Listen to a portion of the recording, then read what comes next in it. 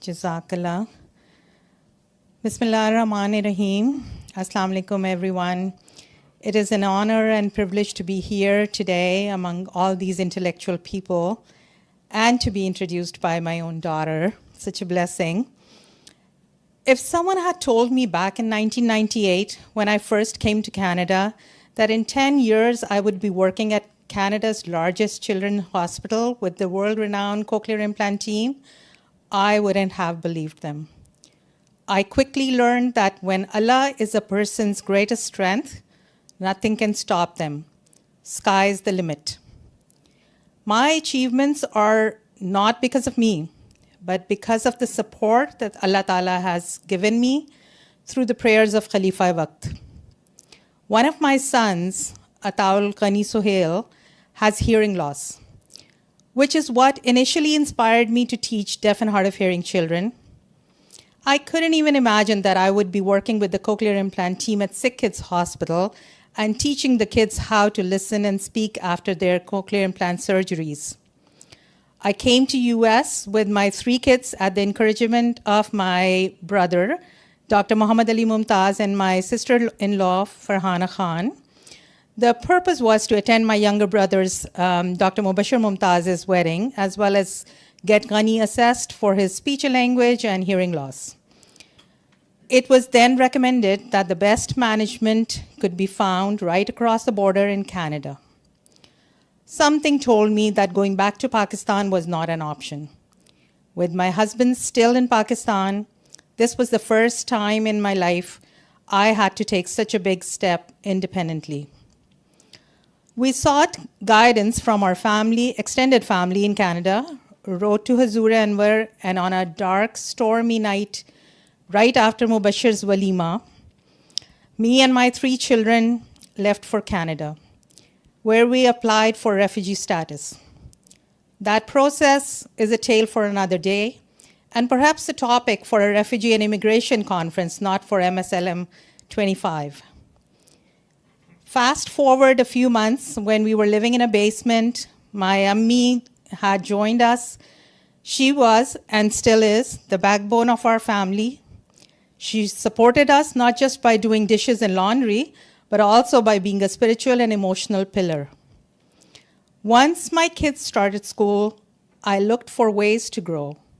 I was less interested in becoming a physician and more passionate about helping deaf and hard of hearing children to support Ghani and hopefully one day deaf kids in Pakistan with no resources. I used to write very frequently to Hazur from my teenage years. But during those helpless early days in Canada, sometimes I wrote a letter every day. Mailing letters was expensive at the time, so I used to mail them together after a week or 2. I used to receive responses from Hazur Anwar very frequently as well. I firmly believe that through Hazur Anwar's prayers, Allah sent angels to help me. I started volunteering at my children's school and started making friends with other teachers, and among them was Libby St. John. She was the teacher librarian, and through Ghani's teacher of the deaf and hard of hearing, Anne Lovett, I learned about a special program at York University for teachers of the deaf, which was tuition-free due to scarcity of specialists. So I applied. When I didn't hear back from the university after a couple of months, I grew anxious. I mentioned it to my friend Libby, the school librarian, and she encouraged me to call them. The program director told me they couldn't consider my application because it was a preparation program for actual teachers, and I wasn't a certified teacher, I was a doctor. I wasn't qualified enough. The deadline for Teachers College had already passed, and I felt stuck. Libby stepped in again.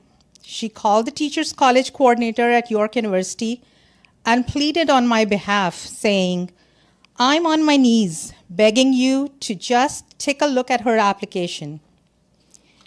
Moved by her words, the coordinator agreed to review my application if we submitted it within 24 hours.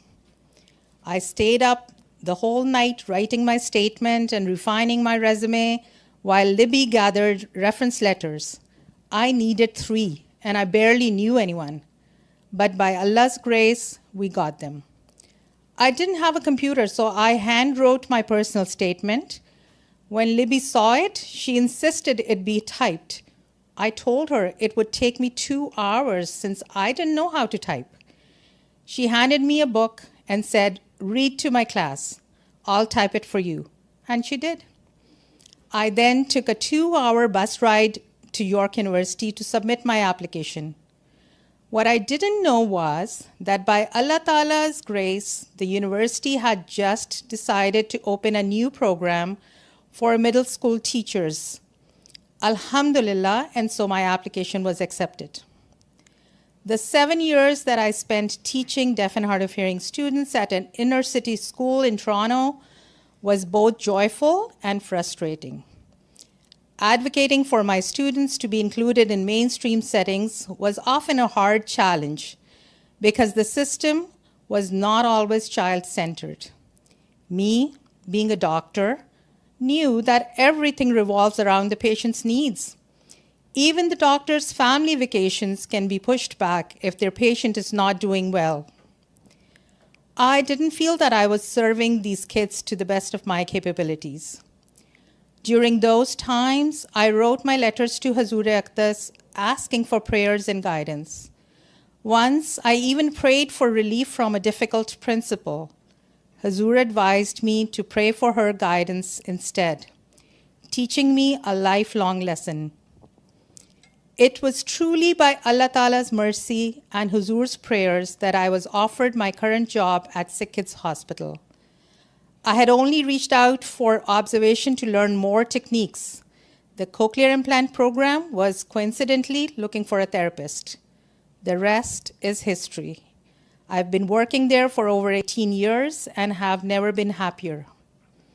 Now, as I approach my senior years, not ready for retirement yet, I'm excited to pursue a dream that started it all, helping children in Pakistan with listening and spoken language therapy. Working with the Fazle Umar Hospital Extension Project may soon provide me that platform, inshallah. I'm looking forward to it. I'm deeply grateful to Allah Ta'ala for all these opportunities, and my heart sings, "Ghar se to kuch na laaye, sab kuch teri ata hai." Didn't bring anything from my home. Everything was bestowed upon me by you. Jazakallah and al-jaza for your attention.